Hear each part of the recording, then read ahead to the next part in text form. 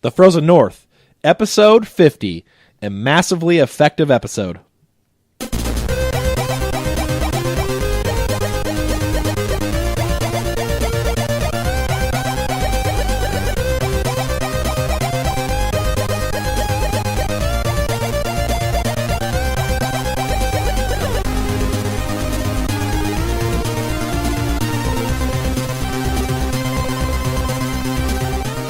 Hello and welcome to the Frozen North Gaming Podcast, episode number 5050. 50. We made it, guys. My name is JJ. My name is Mark. Howdy-o! What? I laughed. Every time. I'm glad you clarified what that was. Every time. He laughs at himself every time he does that. It's howdy y'all, ha ha ha ha. He gave Whatever. one chuckle this time. It was, Yeah. howdy I y'all. almost pulled it off. Yeah. Almost. And I'm Brian, the Bri guy, the BRI. 50 freaking episodes. Yeah, 50. It's hard to believe. It feels like 50 episodes. You know what's weird though is like I feel I don't know. I look back and I'm like I remember some of the big points and things we talked about. There's a lot of like small stuff that I guarantee you if I listen to, because I've listened to a couple of older episodes before, and I'm like I don't remember having this conversation. What the heck? What really? Really? Yeah. There's a lot of stuff in there that you know, it's just kind of cool with me. Yeah, absolutely. And Mark makes no sense. Well, I try At all. not to. So I don't want to have you hold me to a higher standard. that's good. That's all right. I might ask you to do more. Yep. Oh boy, 50 episodes. Yeah, 50. Man, I'm still reeling at that. That's crazy. That's right. I remember when I was excited we got to 10. Yeah. Tim Hey, that was a big one. Hey, It was. 50 going on 100. Absolutely. Yeah. So, Yeah. since it's our 50th episode, we're going to be basically covering a game series that Brian loves, that Mark and I grew to love because we actually kind of introduced ourselves and played through and got to know along with the show itself. And we felt that that kind of symbolized the show growing and changing over 50 episodes. Definitely. As well. So we're going to be talking about the Mass Effect series as a whole this episode. But first, we're going to start out with what you've been playing. Mark. I have been playing Shadow of Mordor a little bit more. I have to finish it up pretty quick here. You've been playing some more? Door? Yeah. Yes, Mordor. I've been playing Mordor. I need more door. It's yes. And also a little bit of Sunset Overdrive. It's honestly starting to lose its appeal because of the lack of plot. I mean, whatever. You haven't been playing any Master Chief Collection? I have just played a few hours of it. I got it like yesterday, maybe the day before. Single player campaign? Yeah, Halo Anniversary through the rest? that's right. Nice. Good job. Looks pretty good. They've really upgraded the graphics for Halo 2. Yes. I'd say it looks as good as Halo 4, honestly. I've heard the same. That it? That's it. I've been playing a little bit of Phantasy Star 2 and some more Fantasy Life, as well as Warlords of Draenor. Dun, The dun, new World of Warcraft expansion hit, and after a rocky first day, I mean, granted, most of it wasn't their fault, but it was we had a lot of issues logging in and stuff like that. But I was able to. I got 3 hours of sleep in 48 hours. We'll just put it that way. You were at a LAN party, right? And yes, and I may end up posting that picture on the site because you can see my friends all around me playing, and then me looking all frustrated at my computer screen. It looks like I'm playing. It looks like I'm playing Minesweeper. Or something. I did see the video. You looked like you were staring at your screen, like as you held up your drink, and you're just kind of like, "Come on!" I should probably clarify because I looked at it and I was like, "Oh my gosh, it looks like I'm an alcoholic." Because it's root beer, people. Okay. It's IBC root beer. I promise. Just the way you're holding it up and At looking at your IBC. screen. It is. But I'm having a really good time with it. I was able to hit 100 first in my guild. What? I mean, no big Oh deal. yeah. No big deal. But I've been having a good time with it, and I don't know if it's, I'm sure I'll probably get tired of it relatively quickly because it's more the same for the most part. But for right now, I'm having a good time. And one of my favorite parts about new expansions in that game is getting to see all your friends come back that haven't been there for a while, and you get to reconnect with them and that kind of stuff. So I've been talking to people and saying, hey, what's up, and everything like that. So Good stuff. Pretty cool. I have been playing a little bit of Castlevania, the one that Castlevania for the PS3, Lords of Shadow. Almost beat that. Been playing a little bit of Suikoden 2, been making progress on that, and then also celebrating my 10 years of playing World of Warcraft with Warlords of Draenor. It's hard to believe. Yeah, it's my 5th expansion that I've seen, and I mean, you guys all know my love for Blizzard. They had a rough launch this time, but I've been through rough launches before. Cataclysm. But, you know, this game's kind of relit the fire of their storytelling to me. You know, Pandaria wasn't too bad storytelling-wise, but it didn't hit me the same way. It really wasn't. I'm a lore geek, so there were some cool things. Pandaria was all new. It wasn't like things that you had already grown to love and stuff like that. It wasn't like, oh, I get to find out more history about this and this. It was just like all new, which was great. Which was awesome, yeah. But this, for the people who have things that were invested, I think it's a perfect time to release it too, in their 10-year mark. Yep. You've heard about these characters, read about them. Yep. Now you get to experience them, which is cool. And I'm now the leader of a guild that was actually a launch guild. So cool. Yeah, that's a 10-year-old guild. I'm 10 years old playing the game. About to celebrate their 10-year anniversary. And shout out to my the guy who gave me the guild leader, since he's really busy right now, Garrett out in Colorado, Agadan. Yeah, I talked to him a little bit the other day. Yeah, he popped on I think a couple days before the expansion dropped, and I mean this guild's been around since November 2004, and since the beta. Yes, no, I think it was. I'd have to talk to him again, but I think it was like the day that it launched, the very first day. And he asked, you know, he doesn't have a whole lot of time to do some of the smaller day to day. Now I don't have a whole lot of time either, and I told him that, but I do plan on doing with the way raids are now. Plan on doing a little bit of that, but gave me the guild lead, so I've got a launch guild under my helm. It's pretty cool. Put that on your resume. Yeah, it's a powerful feeling. It's a great feeling. I don't know, being in that guild I was in that guild for 7 years, probably total out of my 10 years playing WoW. A lot of the guys are my real life friends now, and just to be the guild leader of that guild's kind of like, whoa. I remember when I first got invited to this guild. So cool. Anyway, awesome. That was my WoW story. Yep, loving the WoW launch. All right. If you would like to email us, contact us in any sort of way, we have plenty of ways for you to do so. You can email us at frozennorthpodcast@gmail.com. fngaming.net is our website. Please go there, check out the forums. You can post your own top 5 lists, read ours, get recaps on things, suggest games, look at games that other people have talked about. You can check our reviews. We have 3 up right now. Isaac has written one for The Last Story, one for Xenoblade Chronicles, both very, very excellently done. Go check them out. I urge you to go do that. And then I just wrote one for Tales of Vesperia, which should be getting posted soon. Check out our Facebook at facebook.com/thefrozennorth. Our Twitter is at FNPodcast. We also have a blog at frozennorthpodcast.blogspot.com. And we're on iTunes, so please subscribe to and rate us on there. And just tell us what you think, what you like, what you don't like, and whether or not you think we should have lasted 50 episodes by now. Yeah. All right. I think we should have. If they've listened to all 50, that's like probably averaged out to 50-plus hours of listen time. That's over 2 days' worth. 2 days of your life given to us. That's a lot of power. That's like being a guild leader almost. Yeah. It's pretty cool. We own 2 days of some people's lives. I would say we own those days. We own them. They belong to us now. Okay. All right. We own 2 days. Thank you. I can use those days for voodoo magic. That's not weird. No, not at all. Nope. Not a weird thing at all. News, Brian. News. Whoa. Anyway. Wow. Yeah. That's our nice. Thanks. First article, staying on the Warlords of Draenor launch. BlizzCon happened this past, I think, week and last week. And a lot of interesting developments. StarCraft 2 Legacy of the Void was announced. It's going to be the Protoss flavor of the StarCraft 2 universe. And actually, a bit of news out of that, it's going to be a standalone game. So you do not need to own the first 2 to pick that up and enjoy it. I think it's a good idea. Blizzard's like, hey, we just get some new people in here. $60? Yeah. Yep.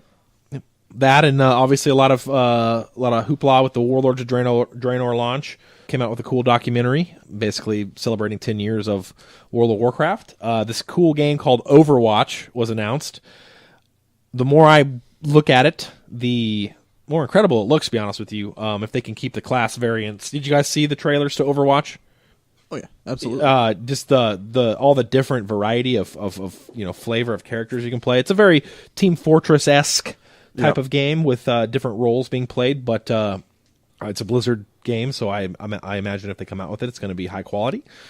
And then small little Hearthstone expansion, Goblins versus Gnomes, was also announced. So a lot of news coming out of BlizzCon. Head over to usbattle.net/BlizzCon to see all the sweet news.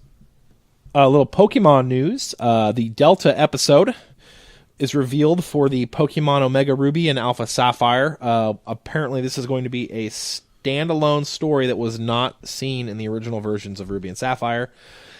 And will also the games will also include 14 more legendary Pokemon. Ooh, that's a lot of legendary Pokemon.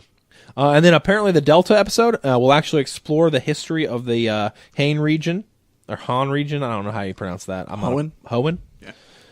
Region going 3,000 years into the past to uncover the mysteries of the Mega Evolution. Ooh. Yeah, you spelled it wrong in the notes. The Han region. It's Hoe? Yeah. Okay. Anyway, I'm not as well versed in Pokemon lore as I am other games, but that sounds pretty interesting. Not really much lore to it. Okay. Our next bit of article news is if you've been a gamer the past several months, getting your hands on these new IPs that have been coming out, you've noticed one common thread: launch issues. I think it's a sign of the times with games being mostly online. And let's see, we had the Assassin's Creed Unity bugs and frame rates issues. Apparently that game had a plethora of bugs, seemed unfinished. Obviously that 30 frame rate lock did not do it any good either, because I've heard dipping down to 15 at some points.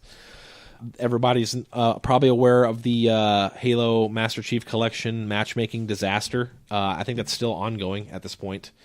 343 is basically scrambling right now to get those matchmaking servers up. And then Warlords of Draenor came out. I think JJ and I both experienced having some struggling servers. There were some DDoS attacks that weren't all Blizzard's fault, but all in all, what do you guys think? Is this a systemic issue that's going to continue, or I think this is not going anywhere. That's kind of what I kind of lean towards a systemic issue. With Assassin's Creed Unity, it's nothing to do with networking issues. Right. It's just penny pinching greedy needing companies to polish the game more. Yes. And then maybe thinking, because Ubisoft made both Unity and Far Cry, and they might be thinking, well, if we hold it back a week to polish it, then we're going to be competing with ourselves. Agreed. And I wrote on the question here, is this a systemic issue, or is it one that's coming out of greed with companies trying to push their product? I think it's a case-by-case situation. I agree. I think the online issues are systemic. I think it's going to continue until we get better infrastructure.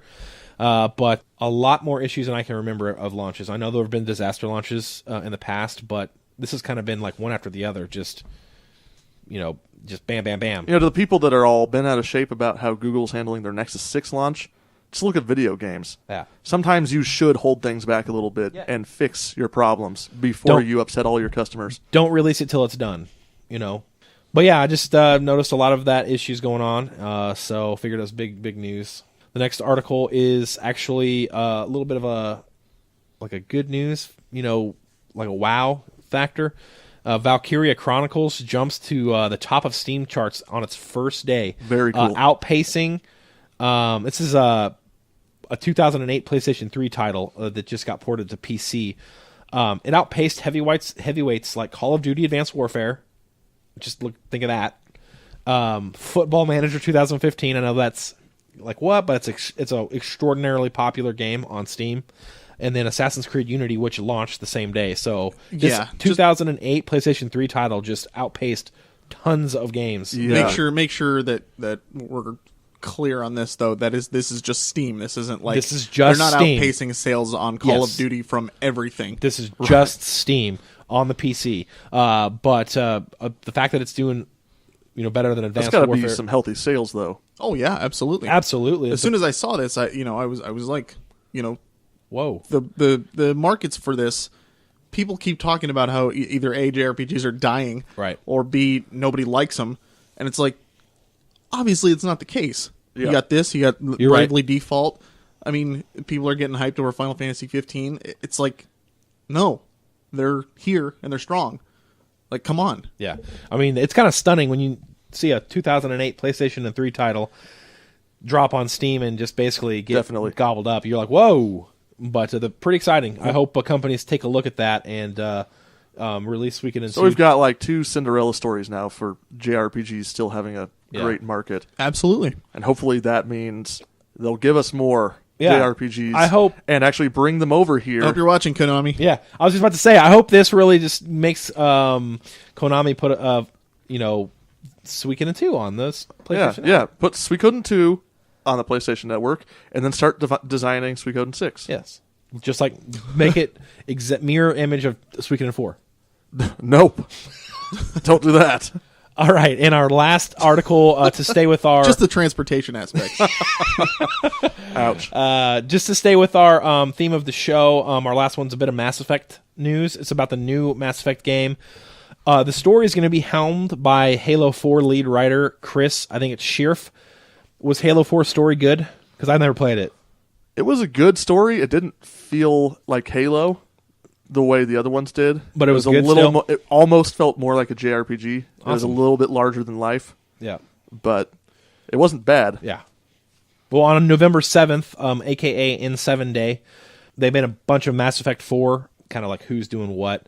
You've got creative director Mac Walters, who revealed some juicy details on the story arc. With Shepard, you arrived on this scene as a hero, and this is what he quoted. And you were called forward from there. Walters says, for the next Mass Effect, however, we've been looking at more of a hero's journey, how you became a legend and what it takes to get there. So starting out as maybe a nobody, and That could be cool. and you know what that could open up to is starting out as a different race. Yeah. Solarian, because it doesn't just, you start out as nobody and you send the ranks. But anyway, there's a lot of announcements. You can probably find it online. I won't read all the names. It's pretty exciting. They got some pretty good names on this. A lot of them are veterans from the Mass Effect series, so they kind of can keep it. I wouldn't surprise if they did that. I mean, that's what Dragon Age did. They let you choose Right. not whatever race you wanted, but they gave you a couple of different Sure. options. Like, I don't know why you wouldn't be able to be a Solarian or a Sari Who would want to be a Solarian, honestly? or a Krogan. Seriously. They only lived for, 40 years? 40, 60. They're goofy looking. I thought they had shorter lifespans 40 than to 60 humans. years. Yeah, it's 40 to 60. It's Oh, the they're range. just shorter than humans. Yeah.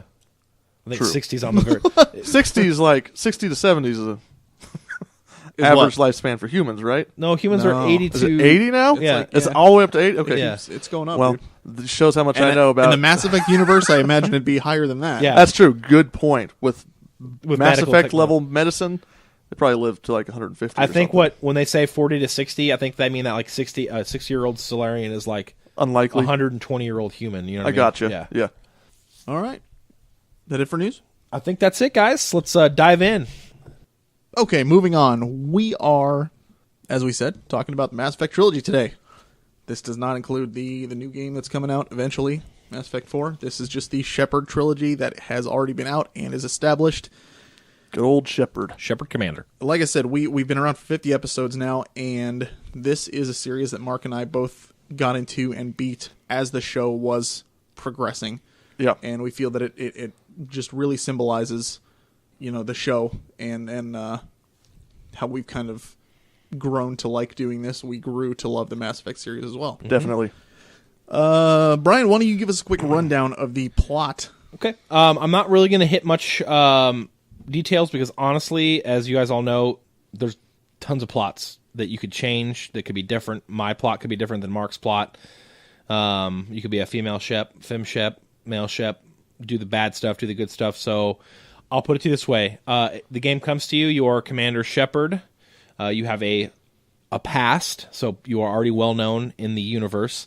You are called upon to investigate a big threat. What this big threat are the evil Reapers, a big ominous almost godlike race that is basically a legend at this point. You have to try to convince a council that they're real. You end up having to battle some of the Reaper's minions that they create. You actually meet a Reaper. You, along the way, meet a lot of new races and cast of characters, including Garrus and Rex and others. Tally. Yeah, you're part of the Systems Alliance. The Citadel plays a huge factor. It's kind of the hub of the galaxy, of the Milky Way galaxy, where the I would call them ascended races, the ones who have been technologically uplifted races. Yeah, have been. That's where they all gather.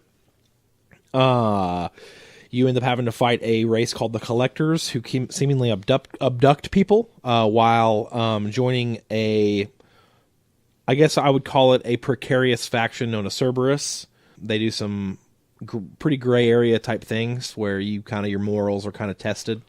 They're like pro-human, racist, right?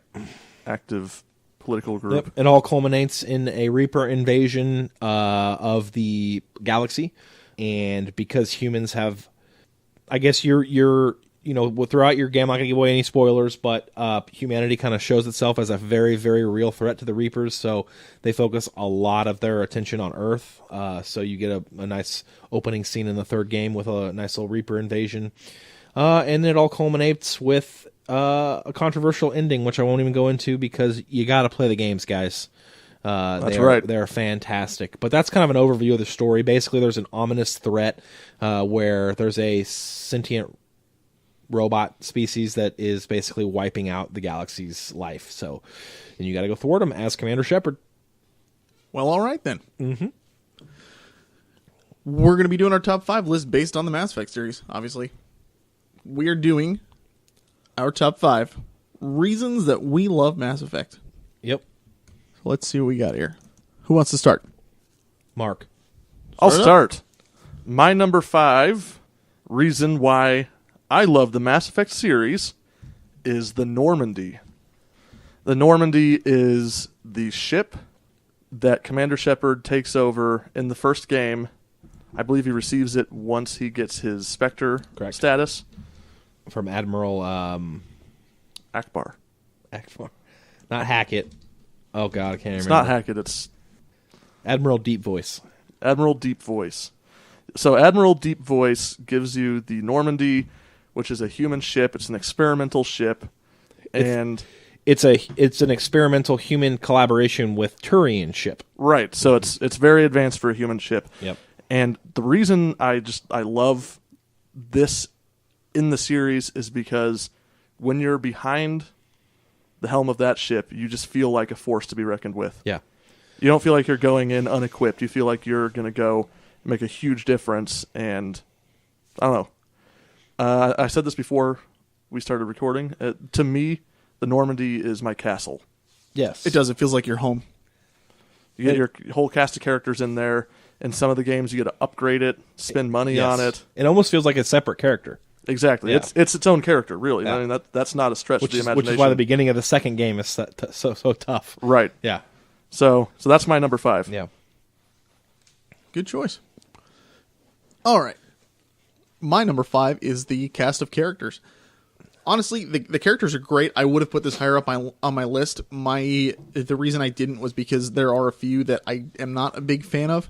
Not because I don't like them specifically, but because they get introduced so late in the series that you don't get to get that attachment that you do. I'm talking about like the core characters that you get in the beginning of the first game. We're talking like Garrus, Tally, Liara, even Ashley / Caden, depending on who you chose. And I chose Ashley, but I kind of regret it because she's a huge racist. Yeah. She is. She is. I made the same mistake. But because these characters stick with you through thick and thin and eat, like, for the most part, at least, not all of them rejoin you, but like second game and third game, they see you again. They're like, you want me to join? Absolutely. Boom. Done. Yep. No question. There's that loyalty. Right. Just a fantastic group of people. And I really like seeing that change and the connections that Commander Shepard forges with each one of these characters individually. Again, it's not that the ones you get later on are bad. You just don't really. I personally didn't feel that connection that I did with especially Garrus. You know, he is Absolutely. he's my favorite character in the whole series. But just having that connection and seeing the backstories that come along with each one of them, and seeing each game expand upon not only the overall story but the backstories of each of those characters as well. So that's my number 5, the cast of characters. My number 5 is the antagonist, the Reapers. Oh boy, here we go. The reason for that is because we cannot comprehend the reasons they are doing what they are doing. I should have recorded you guys' conversation. We are beneath them. This is according to them. Yeah, this is according to them. We can't understand their glory. Are they glorious? They're an ancient. I don't think they really care. The Reapers are the kind of bad guy that it's like that threat of a bad guy. It's not ever in front of your face. It's always like, okay, there's this threat, and then you start really seeing their like true power. The fact that they have the Geth are another robot species that actually worships the Reapers as like ascended, AI.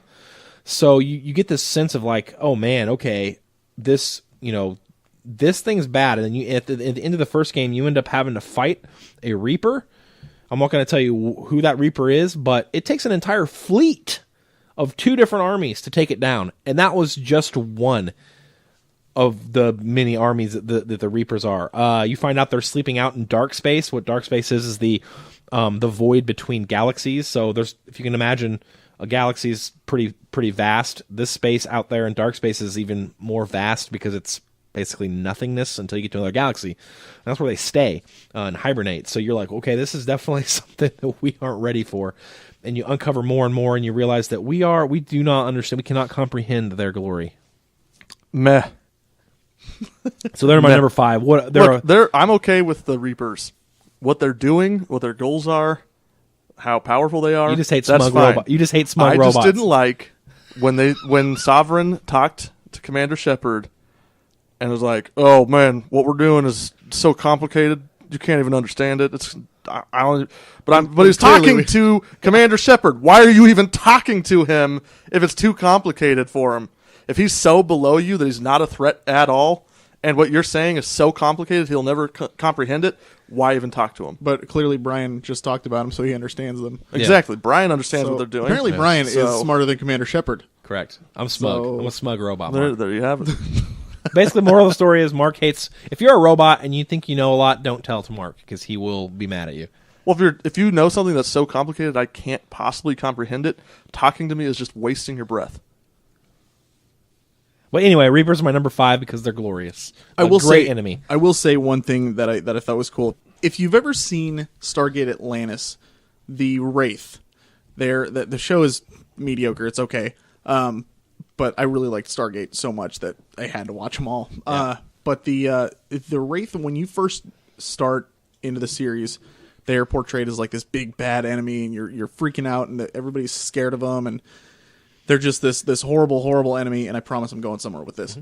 I know where you're going with it. But towards the end, they're almost trivial. Like they almost like they meet other enemies and that kind of stuff like that. And the Wraith are kind of just this joke. And they're like, I can't believe we were scared of you at one point. Like, okay, you're back. You're being annoying. Just go away. Shoo.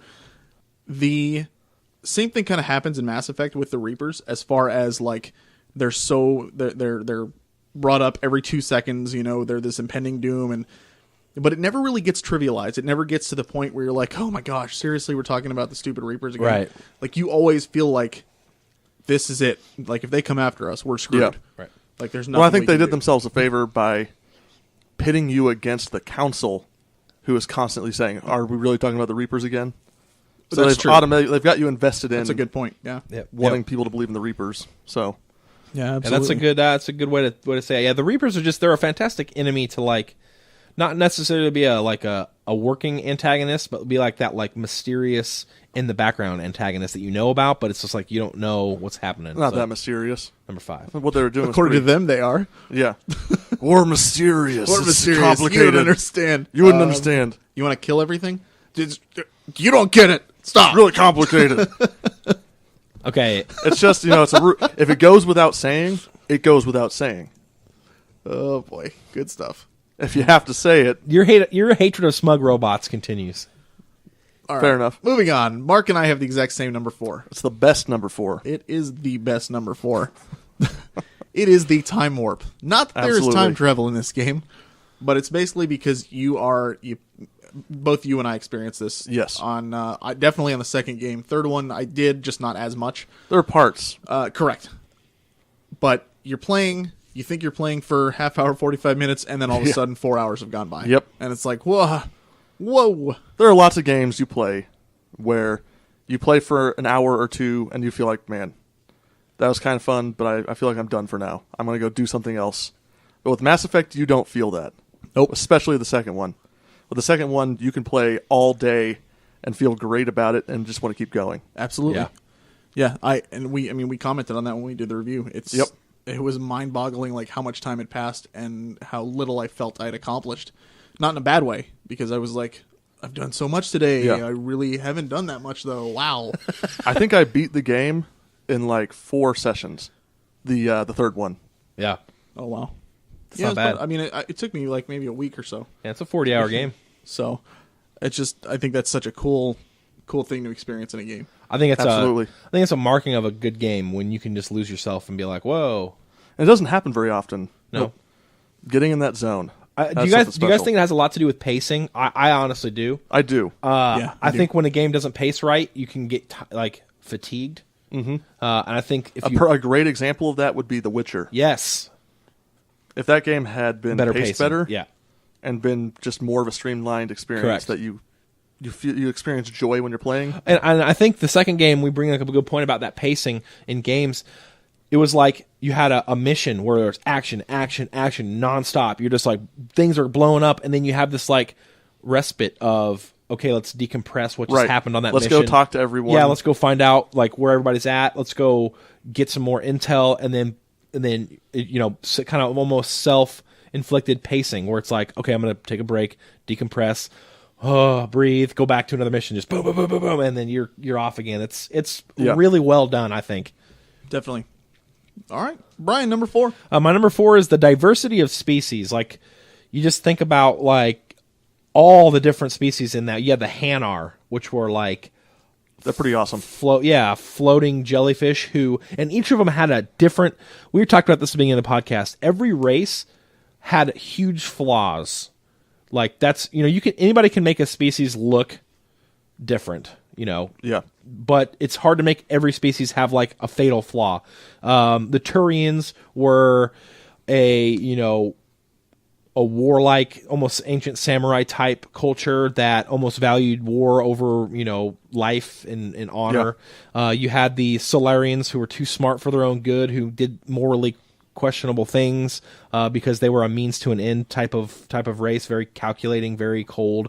You had the Asari who had they're creatures that live 1,000 years, all female, will all look female, who had the way they mated, they had these genetic defects, which basically made them like almost vampiric, where if Ardat Yakshi, you had Justicars who had to go hunt them.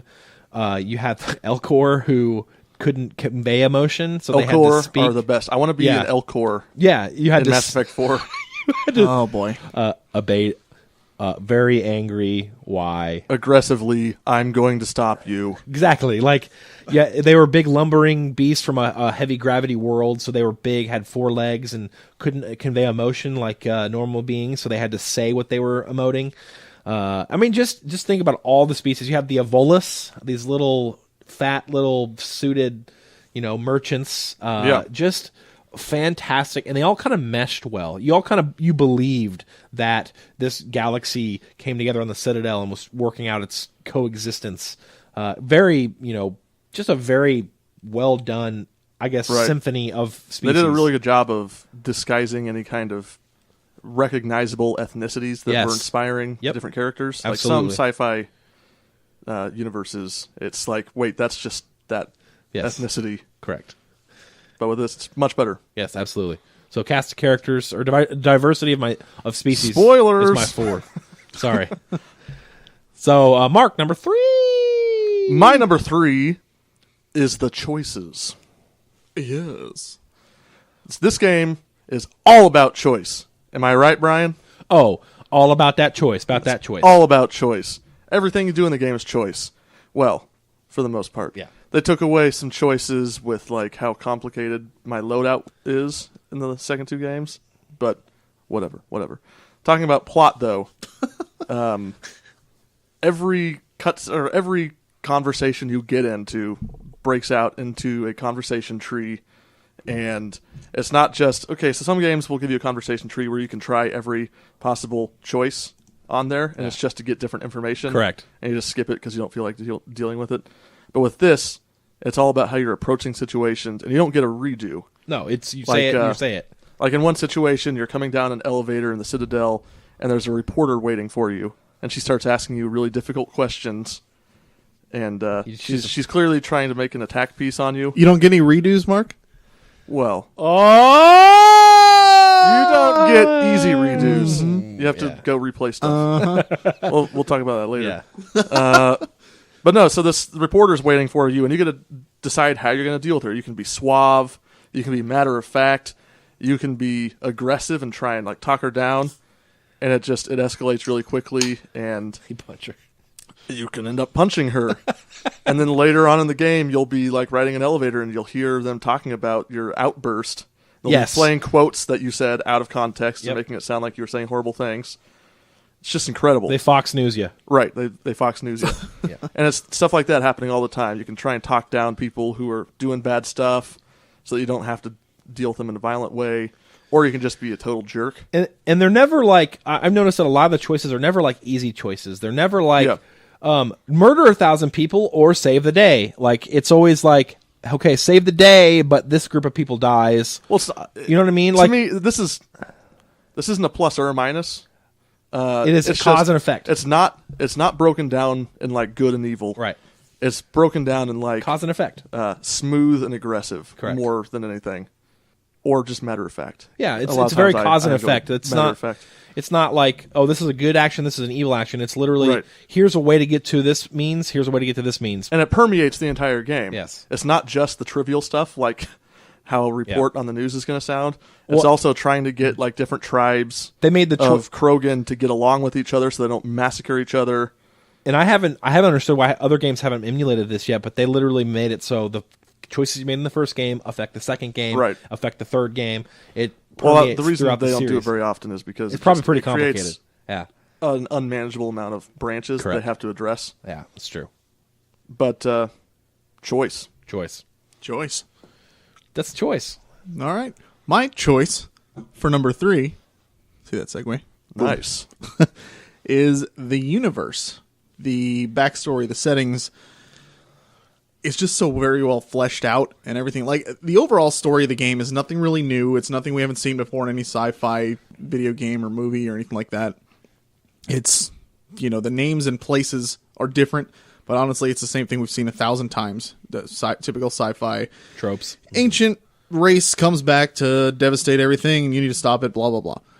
Well, in this one, it almost goes along with Brian's number 3, and we'll get to that in a minute. But it's just so very, very well written and so very well put together that I really enjoyed the small stuff, the backstories of each one of your crew members. I liked going to different planets and doing the smaller missions to see like what happened to this squad that had vanished on this planet. I liked going to collect resources because this space station was running low and needed help. I liked deciding whether or not I don't want to spoil anything, but that one with the DLC with the planet that's on the city, is it on an asteroid? Yeah. Oh, it's a planet. It's a system. It's an entire system that you have to use an asteroid to. Hit. That's what it is. Yeah. Yeah, you know what I'm talking about, Yes. though.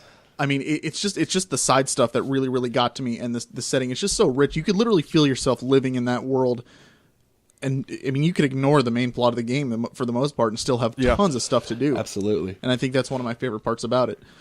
So that's my number 3, the universe. Yeah, my number 3 is to expand on that. It's the writing, and he's right. It's not just the main story, because the main story is there's a ton of sci-fi tropes in here that you've seen 100 times.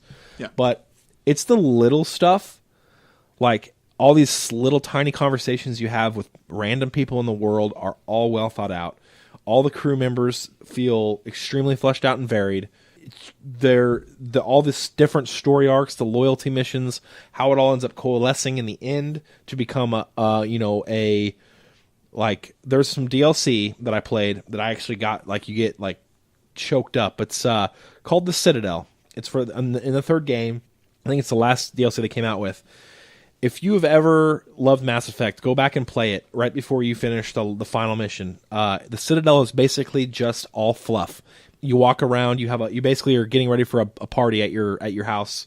On the Citadel, you have an apartment, and all your crew members come back. You get to see I never got into a relationship in the game, so you get to see Tally and Garrus form a relationship. You get to see all this stuff, and you get choked up on these scenes because you're like, man, I grew up with these people. Like, you see Garrus there, like the scene where you're sitting on the Citadel top, and you get to choose to make or miss the shot with Garrus, and that's like kind of like the culmination of your relationship.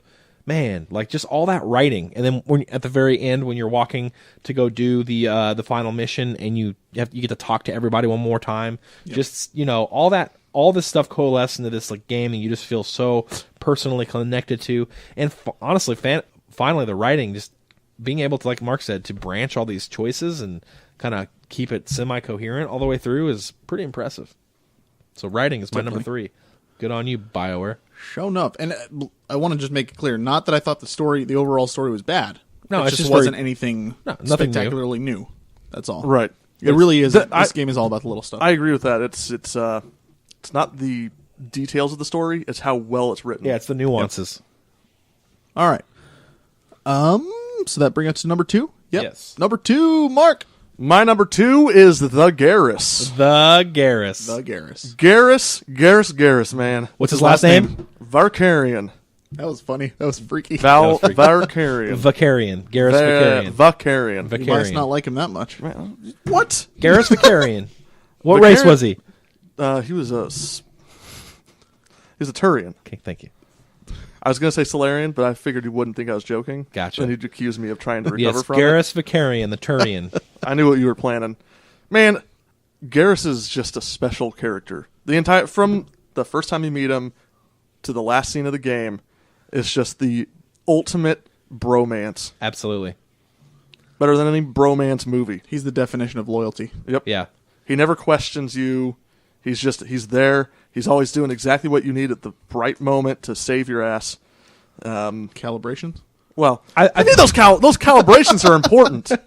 I think without those calibrations, would you have been able to defeat the collectors? I have no idea, would I? I think, Mark, tell me if I'm wrong, I think the culmination of that relationship is in the second game when you're going to find Archangel, and he finally, he reveals who he is, and you're just like... Right. You're just like... Definitely. I love you, man! Yeah. Yeah. It's perfect. Yeah. Everything about it is perfect. Yep. His loyalty mission is wonderful. Oh, yeah. And there's something he said, and I don't remember the entire thing. You're going to have to help me, Brian. Go ahead. But he gave a speech about something he referred to as ruthless calculus. Correct. And that speech... It's in the first game, isn't it? I don't think it's in the first game. Okay, second game? I think it's the second one. It's when he was doing his calculation, or his calibrations. Yeah. Do you remember what he was talking about? I don't. I know him talking about ruthless calculus, but it was something about if you have to kill 10 billion people to save 20 billion people, is it worth it? Right. And it's like, you don't ever want to have to answer that question. Right. But sometimes you have to answer that question. I remember it. He's basically saying that nobody ever wants to we all ideally don't want to do a means to an end, but eventually it always is a means to an end. Like there's never, people want to live in an ideal world where you don't have to sacrifice the few to save the many, but there are some times when you literally have to sacrifice the few to save the many. It's just it's inevitable. It's a ruthless calculus. Exactly. It's going to end, and I think that's what's beautiful about it. If you know how calculus works, it's like it ends up getting to that point where, okay, now I have to make this decision, right? And it's and that just exemplifies his cool, calm, collected personality. And when you have him around, just like with the Normandy, you just feel safer. Yeah, you feel like a more powerful force. It was. I mean, like I said earlier, he was my favorite character throughout the whole thing, and I felt the same way in the second one and the third one. Like, when am I going to get Garrus? That was Exactly. the first thing I thought. Exactly. And I wasn't the biggest fan of Garrus in the first game. It's not that I didn't like him. It's just that he didn't stand out to me as much. But then, without even thinking about it, when I got him in the second game, You were just like, yes. it just felt amazing. Yeah. Even Yeah, though I didn't think absolutely. I cared about him, but I clearly did. I think I actually fist pumped like when I first played the second game and he revealed who he was. I was like, yeah, because I didn't know who it was. Exactly. Yeah, Yeah, he's excellent. Okay, so Mark's number 2, Garrus. yeah. Vicarian. My number 2 is the fact that you are Commander Shepard. This kind of goes along with Mark's number 3, the choices. You're making the decisions for your crew. You're essentially deciding who lives and who dies. You're the commander. You are the commander. You are the one in charge. You are forging the story. Like, this game does a great job. There's really no way to, at this point in time at least, make a game where every single thing is dependent on the choices you make, and you could completely go off and form a completely like whole new story just from the choices you make and stuff like that. You're always going to be Funneled. going from point A to point B. It just Right. depends on how you get there. This game Yep. has so many opportunities to change how you're going from point A to point B, and that's why I like it so much. You, like Mark talked about, he destroyed an entire alien race in this game. He did it. know? It devastated him like in real life. He was like, he tried to play on, didn't you? And you Yeah, I just played couldn't- another hour, You couldn't do it. and then I waited for my girlfriend to get home. She had played through all the games, and I told her what happened, and she was ashamed. I can't do it. She was ashamed of me. Yeah, And I had to replay it. yeah, yeah. It sucks, man. When you first realize, oh, that decision. I felt like crap. Yeah, that's what it can do to you. But I think that's one of the beautiful things about the game is that you really do have an impact on how all these things, and some of them you have no idea how that's going to happen. Right. Yeah. Just like in Like- real life, choices you make. The first, I think it's the first game with the what's the bug creature thing. Oh, the queen, the Arachnite? Arachnite The queen. Arachnite. Yeah. You decide whether she lives or dies, and you Yep. don't find anything out about how that will affect you until game 3. 3, yeah. So that was always in the back of my mind too. Like, I hope this doesn't come back to bite me. All right, I'll let you live. All right. And then game 3 comes along, and I won't spoil it or Yeah. anything, but like, those implications are just so cool, and the fact that it carries from one game to the next just makes it that much better. You are literally just forging your own story in that point A to point B time slot, which is just awesome to me. Mm-hmm. So that's my number 2, the fact that you are Commander Shepard. Brian. My number 3 or 2. My number 2 is the cast of characters, the ensemble cast. My favorite character is obviously Legion. You guys have all told me about that before, but Garrus is definitely up there. We have told you about your favorite character. Yeah, you guys tell me about Legion all the time, about how you love him and he loves me. I But like Legion. It just goes to show that Legion's not even really that. Garrus is probably the consensus. If you were to put a vote out there of all the Mass Effect fans, he's probably the favorite. But it just goes to show you that everybody can have a different favorite character. Like you could make a case for any of them, honestly, and I wouldn't be able to argue with you. You could say, "Hey, Tally's my favorite. Here's why," or "Hey, I don't know Jacob's my Jacob or the Jersey Man, Shore Jacob guy. was so good. Jacob was good." But the Jersey honestly, Shore guy. honestly though, you No. guys could make a case for any character that came to this game. There weren't to me any throwaway characters that came into your crew. They were all extremely. Except for Vega. Vega was a throwaway character. I mean, I feel like if you're a frat guy, you're like, "What's up, bro? I'm playing some of that Mass Effect." He Man, just stands Vega." over in the corner and like says I didn't even aggressive think he was things going to you. join me. Like he just Right. like was with me on a mission and shot a couple of guys, and he's like, "Okay, I'm with you on your ship now." After I Like, crashed what? that other Wait, thing and made the But situation worse. my point being is that Anderson. Anderson, That was his name. Yeah, that guy's the It just best. clicked all of a Yep. sudden. That was the admiral that Mark was talking about. but earlier. seriously, you guys could make a case for any character, and you'd be like, "This is my favorite character, and here's why." Like I liked Zaid. He was a ruthless mercenary. You know what I mean? Or Zaid. Zaid. Yeah. Yeah. Like Like you could, Zaid. and he's That's like, my cousin. or you could say Kasumi and all this stuff, and I'd be like, yeah, I love Kasumi. Like, there's so many. I have so many just memories of the characters, and that's why that Citadel DLC at the end of the third game was just like, it was just an overload of all my favorite Right. characters coming in. I think they put that out because people kind of complained about how the game ended originally. Yeah. And so they just put that out as like ultimate emotional fan service. Yeah, just absolute fluff. Yeah, just seeing all your crew that had survived the second game. And that's awesome. No other. What studio would do that besides BioWare? BioWare, yeah. Blizzard, maybe. Yeah. All right, moving on. Moving on up. Mark number 1. My number 1 is the Shepherd. The Shepherd. Shepherd Commander, Shepherd. as Shepherd Brian Commander. would put it. Shepherd Commander. Actually, can I say something about your favorite character? Legion. Nope, don't do it. Legion. Yeah. He just wasn't very involved in the main plot He was. compared to some of the other characters. But he was. Did you take him on missions? Yeah.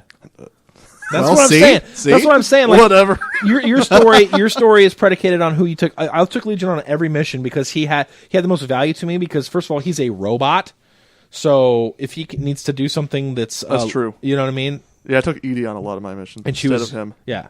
See, I didn't take her either. Really? She didn't feel She like was useful, man. she didn't feel like hardly any part of the story to me, Really? other than just the ship, obviously. Yeah. She was because you yeah. guys forget that on the missions you get a lot of banter with your crewmates too. Yep. And so they give you a lot of insight into who they are. That's true. And so that's one of the things I love. You can go replay that game and play it with 3 different characters and be like, oh my god, I love those guys. So it's cool. But the Shepherd is my favorite, my number 1 reason for liking the game. And it's just everything about it. It basically goes back to my number 3, the choices. Just from the start of the first game, choosing your backstory. Mm-hmm. I think you choose from like 3 or 4 backstories that have really interesting distinctions in them. And it actually plays into the dialogue that you get throughout all 3 games. Yep. You get to create the way your character looks. He can look completely different depending on how you design him. And, I mean, he's just incredible. He's, Weren't you the one that said he was an idiot? well, he is an idiot. He is you an are idiot him. in a lot of ways. Okay. But at the same time, the thing that makes him really cool as a character is he's like basically a force of will throughout the entire series. He's not, at least in my opinion, he's not overly intelligent or overly powerful in like a specific sense. He's just, his will is extremely powerful, and he gets other people to go in on him with things. No, it's true. No, absolutely. I I mean, what you just said in one of your previous numbers, the second he walks up to people and he says, "Will you join me?" and they see who it is asking them, Absolutely, yeah. there's no question in their minds. Yep. It's Shepard. Of course I'm going to He's join got that you. regal air of just command. That's you not know with what I mean? everybody, Exactly. though. Rex never joined you again. What That's a true. jerk. That's true. Well, he wants to, Yeah. but he can't. He's got to help his. Yeah. He's got to help his race. I didn't But- really mind because I don't like the Krogan anyways. They are kind of a brutish force.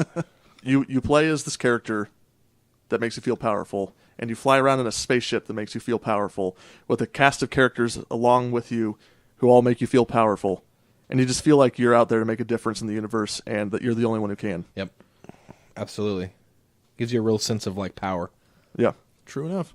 But like everybody looks at you as a symbol and as this, like, we're all counting on you, Shepard, and all this stuff like that. But honestly, at least the feeling that I got was I would not be able to do this without the people in my crew. Exactly. Absolutely. There's no way. He's unremarkable in a lot of ways. It's just that he's been able to inspire others, and everyone else is going to make the difference. I think that's why I always played him as a soldier, because in the end, I was just Commander Shepard. I was just a guy who's going to wield a gun and have all my biotic and help me. Yeah, in a way, he's a lot like Anderson Yes. in a way. Yep. So It was a really good incredible. way to do It just felt amazing being that character. All right. My number 1 is the fact that each game improved upon the last one. The first game was decent. It was good. I trudged through it. Once I got to the end, I was like, okay, cool. Now I can move on. Once I played that second game, I was like, this is a million times better. Yeah. Oh my gosh, Yeah. they streamlined everything. The inventory system, thank God, is 1,000 times better. Yeah. And just everything was just... What, you didn't like buying the licenses to buy better equipment? Oh my gosh, it was awful. Don't even get me started on the Mako missions and stuff too.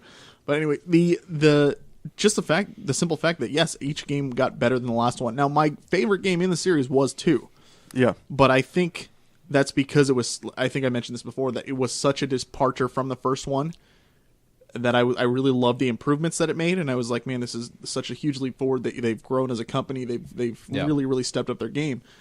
I think the third one is the better game of the second and third, but it wasn't that much of a departure from the second game. It didn't need to be. I think from like a game mechanics perspective, the third game was better, but the story arc was a lot more fun in the second game. Would you agree with that? Yes, yeah, definitely. And I think that's another reason why I liked it a little bit more. And one could argue against that because it was a big side quest, Yeah, that's to true. be honest with you. That is true. But I mean, that didn't make me like it any less at all. I still loved it. I loved the implications at the end. I loved being able to. That's going to sound bad, but I love being able to choose who lives and who dies. But just the fact that they learned from their mistakes, they did what they could to make the games better, and they did, and it worked. Yeah. And I think anytime you see that in a series, that shows that the writers and the developers care about what they're putting out, and they're not trying to fix what isn't broken. They're trying to fix what is. Well, and they're listening to the community.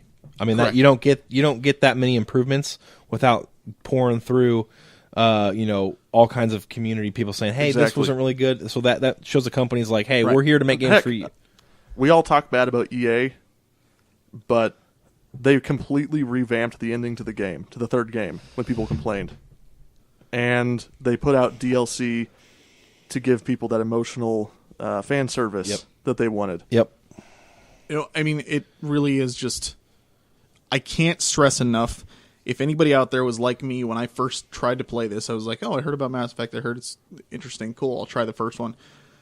Played the first one, got so overwhelmed with what was going on at the Citadel and the sheer amount of crap to do, and just not really knowing much about it, and being like, "Man, I just don't know if I want to take the time to do this. This is just meh."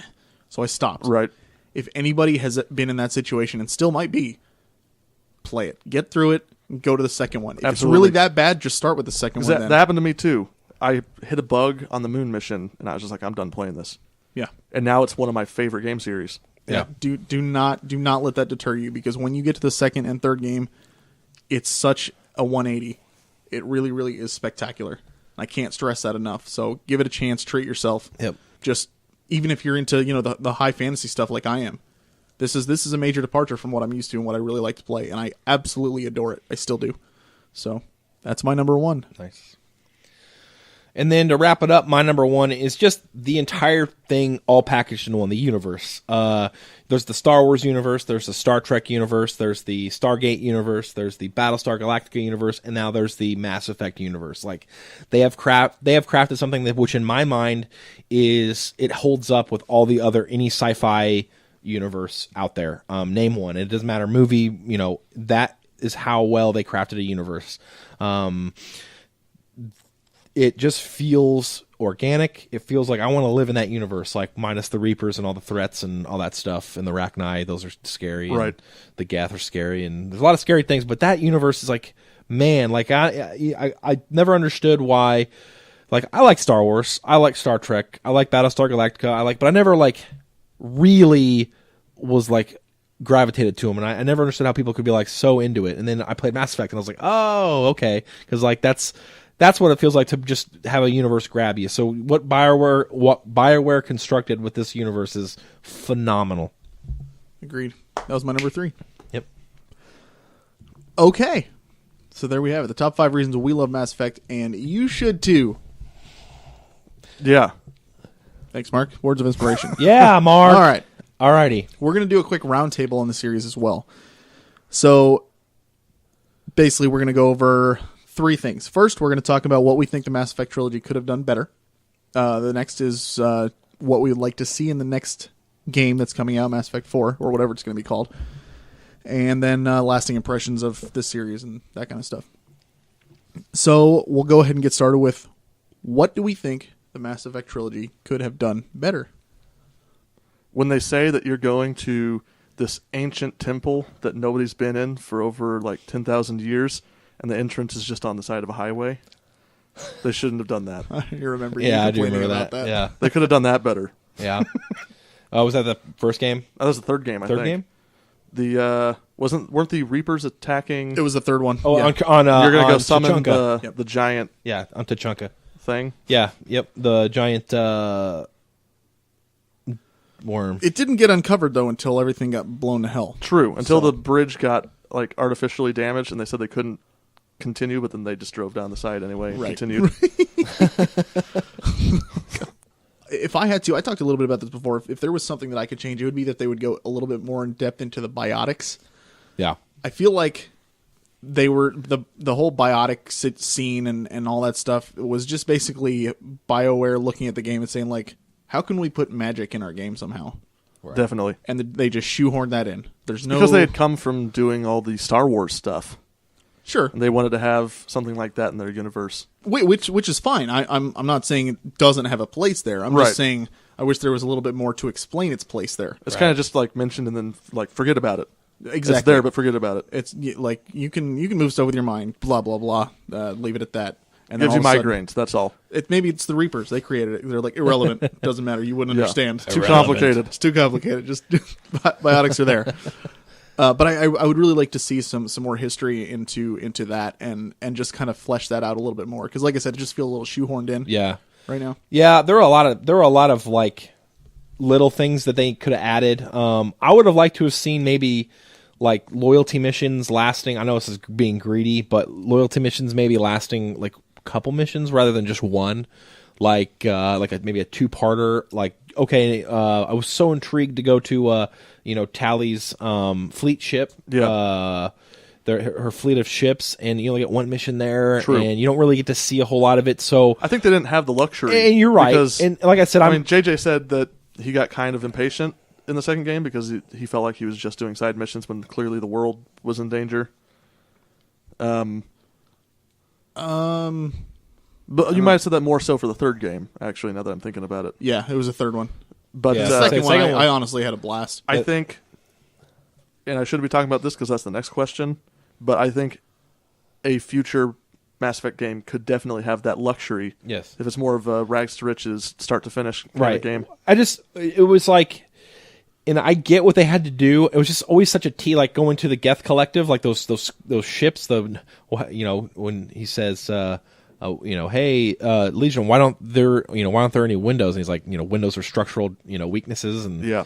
like I was just so intrigued by the differences of the worlds that I wish that they were like hubs. Like you had the Citadel as a hub. I just wish you could go there and do more things and explore that amazing piece of like of art in that lore there. You're so intrigued, and you kind of go in there and get ripped back. And you're like, no, I want to see more. Still, it's me being greedy. I just wish I could have seen more of the individual races, like when we got to go to like the Turian moon on the third game, that whole set piece where you got that giant Reaper in the background. That was incredible. My gosh, And you can look down on the planet. yes, that was one of the best set pieces I've ever seen in a game.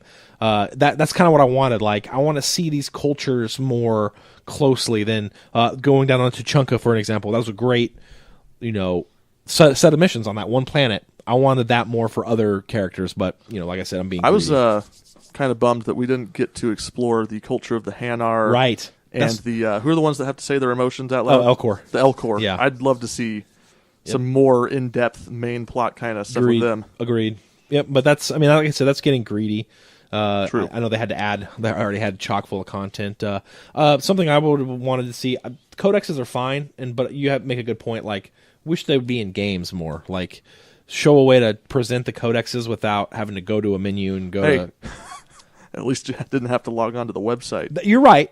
No, you're right. You're right. But even then, like having to pause the game to read about something. Now, I made it. I RP'd a little bit when I played to make it seem more contextual. I would go up to my cabin after a mission and decompress everything and like pretend like I was sitting at my desk and reading all the stuff. You know what I mean? Like I can respect I that. had to like figure out a way to make it seem less disjointed from, oh, I learned about something, but hold on, pause. Read, you know what I mean? So I had to figure out a way to make it able to feel like it fit in the universe. But I wish that would have been something that they could address. Like that's what I learned all about biotics through the codex. They don't say much about it in the universe, but that codex is where you learn about the biotics. And like you said, maybe could have added a little bit to the storyline. But Yeah.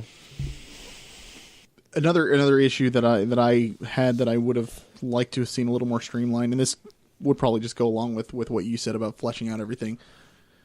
The third game, you're going around and you're collecting all these like resources and armies and adding these fleets to your overall big army that you're making and everything. It really doesn't really mean much. it doesn't to really be honest. It doesn't really flesh out in the end because you don't really get to see it. All you do is you see your numbers go up, Correct. and that's it. And then you don't see any different cutscenes. You don't see anything different I think as far you as... do actually see a few snippets based on some of the more important ones you get. Oh, really? Yeah, but it's not much different. Yeah.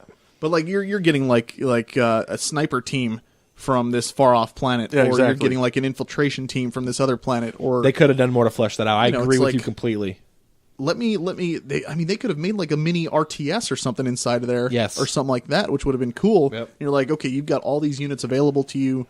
What are you gonna do with them? How you gonna work Yeah. this out? For example, I really wanted to see when I convinced some Rachni to help work on the relay array that we were making. And there was that little story of the humans were no one told them. no one told them, and they were coming. all the engineers That were was like awkward. as they were walking by, like I would want to see that in like a video, like see their reactions of like like this Rachni just walking right past them. So I don't know. Yeah, you're right though. It did seem kind of just like tacked on there. It was just kind of a number going up, and it never really meant anything. Not that it was bad. I just wish No, yeah. there was potential for a lot more with that. Yeah, and like I said, it's as games get better, this is just more stuff that they can explore in the future. Exactly. Mark, anything else for you? I could scrape the bottom of the barrel and I did- say that in the third game I had trouble with some of the Citadel missions, like finding where they're supposed to take place. Okay, Like the waypoints, kind of. Yeah, streamline waypoints. That was not a real issue. It was Okay. just, It's not an issue. if you force me to come up with a complaint, maybe less. I will. Maybe less smug robots in the Yes. future. The robots need to stop taunting me by saying it's too complicated when it's not. Okay. So yeah, okay, I got it. So, I mean, I guess it's pretty similar to what we're going to talk about Well, next. yeah, it which bridges is into the next. what we'd like to see in the next Mass Effect game. I mean, Like just honestly, knowing there's no Shepard, what do you want to see? What specifically? Well, can I start with a question? Uh-huh.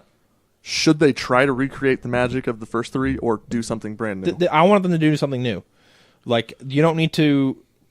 I want them to do like I said. My big thing. I want to see you pick up race, not just. I play as want a them to human. do something new, Yeah. but I mean, I would love to see them. If it can capture me the same way the first Yeah. three did, I would welcome Right. it. Absolutely. Well, I don't mind it. I wouldn't mind it being a brilliant story written, but I would like to see. My big thing for them is I want you to be able to pick a race.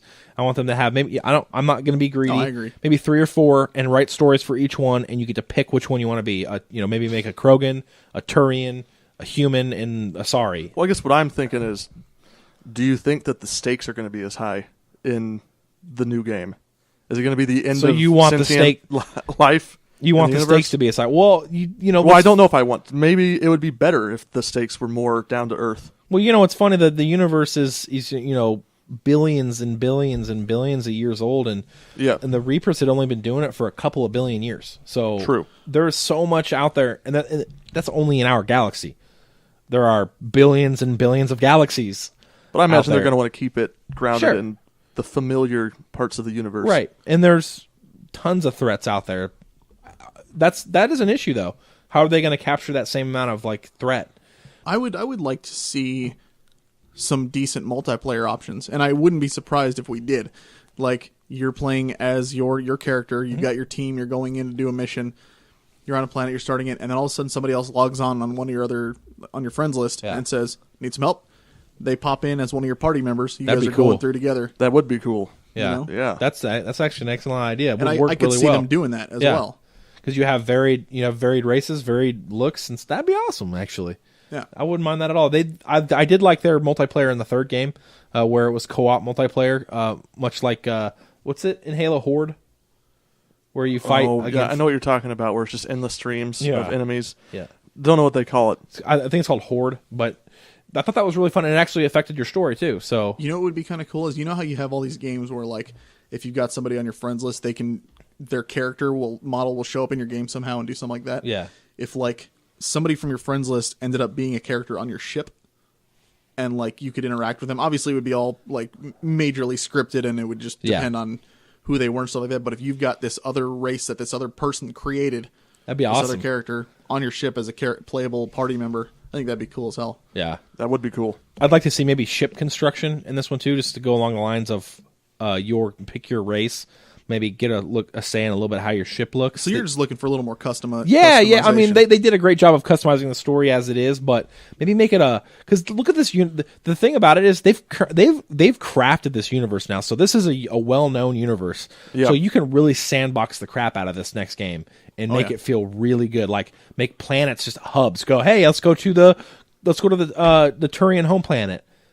Okay, on this planet, kind of like what Destiny was promising to be, but make that maybe be more what Mass Effect is like. Go to this planet and actually explore this planet with a plot.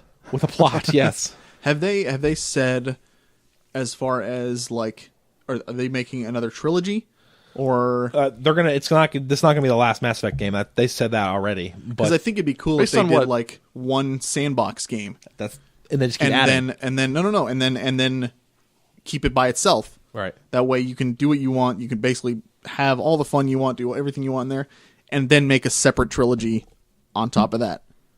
You know what I mean? Yeah, I hear that you. way you get a little bit of both in there. Yeah, absolutely. A lot of potential with this next Mass Effect game. Definitely.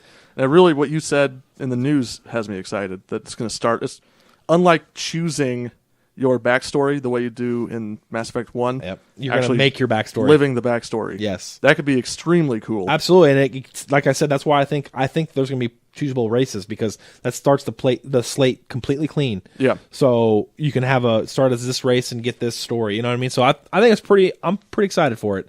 I just want to play it right now. Give me the game. Make the game. Give me the game. Okay. Lasting impressions. So, Mark, what are your final thoughts on the Mass Effect trilogy? Is it the best Western-made RPG series? Maybe. I think I'm just like, I didn't think about this before we recorded, so I might change my mind, but I think it is the best Western-made RPG series. It's definitely up there. Yeah, it's on a short list for sure. For me, it's just like the amount of memories I have from just that game alone, like show its, I guess, rarefied air, where you're like, yeah, I know Garrus Vicarian's name, like I'll never forget it. Like it's just like they imprinted something. Like I said, before Mass Effect, I was like, man, I don't understand Trekkies and Star Wars nerds and stuff. Like I love those. I love those properties. I love them. Don't get me wrong, but I don't understand the quite the fervor. And then Mass Effect came out, and I'm like, oh, okay, I understand. It's just like compare it to a Bethesda game, like Skyrim. Yeah, Skyrim's a great sandbox game, but do you care about any of the characters in it? Right. No. You're right. You're so exactly right. Yep. What about you, JJ? I mean, you and I talked about this the other day. I feel like this is one of those games that really shows that if you always stick to one genre or one specific type of game, and you rob yourself of what could have been, you're gonna regret it eventually. I almost didn't play the Mass Effect series at all because I thought it looked like a dude bro game. I was like, oh sweet, there's a guy on the cover with a gun, looking like he's on a spaceship with some futuristic armor. Right. That doesn't remind me of anything. And I passed it up because of that. That's a stupid reason to pass up a game, but because I was like, oh, just another one of these shooters. I ignored it. When I finally gave it a chance, I regret not playing it so long ago. I was like, oh my gosh, what kind of an idiot was I to jade myself like that? And and that's Brian and I talked. Like I said, Brian and I talked about this. I'm that's playing on catch both up. sides of the fence. Yeah, I'm playing catch up with JRPGs because I always thought they looked dumb. Didn't think they had much. I didn't think they had much value. I thought they were just kind of goofy and disjointed, and so I was the same with JJ, just judging them. Judging books by their covers, never a good thing. Absolutely. Like every time you see a game come out and says JRPG, you're like, oh, it's just another JRPG. They're all the same. It's gonna suck. And then I realized what an idiot I was for passing up on this whole genre because I was basically, like you said, too jaded to give them a chance. Yep. So I understand that completely. I mean, if this game has taught me one thing, it's that it's okay to go out of your comfort zone because there's going to be some amazing things out there. Yep. And this just proves that I can like things that aren't fantasy. Right. And you said at the beginning of this episode that the series kind of epitomizes what the show is about. And you just said it right there. It's about expanding your horizons. Yes. Yep, exactly. Yep. There are games I would have never played if we weren't doing it for the show. And I'm so glad I did. Yeah. Absolutely. Because honestly, like when I think about it, we discovered that Mark thinks that Saints Row 3 is fun. Saints Row 3 is... funny you say that. I was actually tempted to send you a joke list of the reasons why I like Mass Effect. It's fun for all five. No, yeah, it's a good point, though. I mean, we're gamers, and we should never, pigeonhole ourselves because as a gamer, you can't really say you're a gamer if you're like, well, I only play this kind of game. Exactly. We enjoy the art, the medium. You know, have to give yourself a chance. Mm-hmm. And this is just one of those. I can't stress enough. Don't just look at it and take it at face value. Look into it. Yeah. It really is a wonderful experience. And anybody who has not even given the Mass Effect series a chance, like if you played it and you were like, I don't like this isn't my thing. Yeah. There's nothing I can say that's going to change your mind if you've already played it and tried Correct. it. If you haven't even given it a chance and you're just looking at the looks, or even if somebody told you it sucked, find out for yourself. Yes. Because it what is it, like $10 for the first one now? if that, especially on Steam. You can get the whole trilogy for like $25 or something like that. Yeah, I think I bought the trilogy for $30. Yeah. So it's like there's no reason not to try this out. Yeah. And again, I mean, the first one is a rough start. I will admit that. You don't have to start with it if you don't want to. I would say you should. You should, because it's gonna be better in the long run. Yeah. But man, once you get to the second and third game, you're just gonna be like, I can't believe I almost robbed myself of this. Yeah.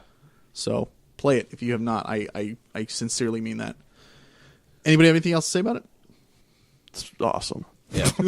It's That's really all. fun. That's all. Yeah, it's it's fun. fun. You're going to have a lot of fun. All right, with that, we're going to just real quick. The biweekly this week is going to just be us asking everyone else, what do you want to see from the Frozen North going forward?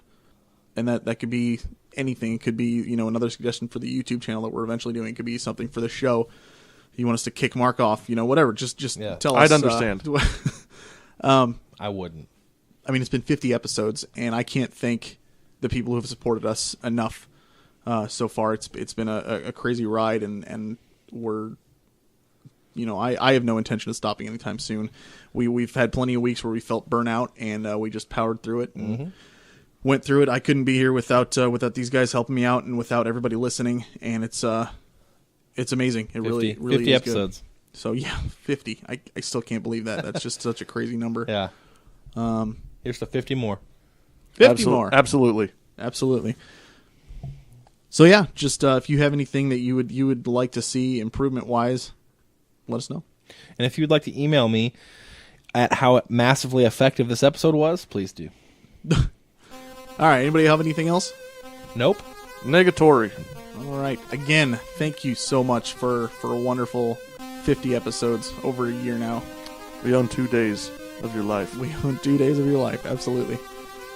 Well, with that, this is the Frozen North signing off for episode number 50. My name is JJ. My name is Mark. And my name is Brian. Keep On Gaming.